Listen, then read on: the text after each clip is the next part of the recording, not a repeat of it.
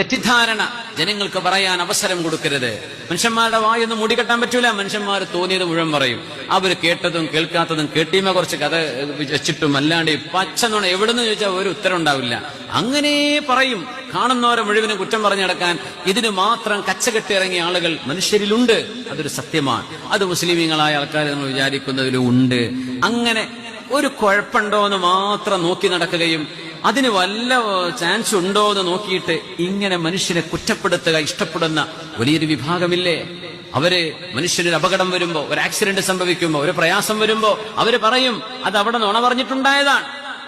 അതെ, ആ മരുമോളെങ്ങനെ ഇടങ്ങാറാക്കിയിട്ട് ആ അമ്മായിമാക്കിന്റെ കാലെങ്ങനെ മുറിഞ്ഞു പോയത്. പാവ അമ്മായിമാർ അറിഞ്ഞിട്ട് പോലും ഉണ്ടാവില്ല. പക്ഷേ ഇങ്ങനെയൊക്കെ മനുഷ്യന്മാര് പറയും.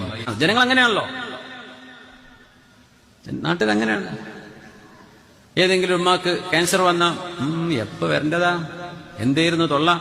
നമ്മൾക്കറിയോ ആ ഉമ്മ വായ കൊണ്ട് ചെയ്ത തെറ്റിന് അള്ളാഹിനോട് തൗബ ചെയ്തിട്ടുണ്ടാവും.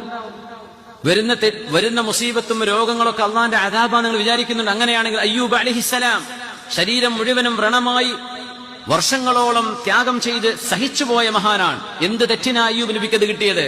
തെറ്റ് ചെയ്തിട്ടാണോ അള്ളാഹു രോഗം കൊടുക്കുന്നത്? ഒരിക്കലുമല്ല. ചിലർ ബെഡിലായി പോകും, ആക്സിഡന്റ് ആയി കയ്യും കാലും മുറിഞ്ഞു വരും. മനുഷ്യന്മാർ പറയും ആ കുരുത്തക്കേട് എന്തായിരുന്നു?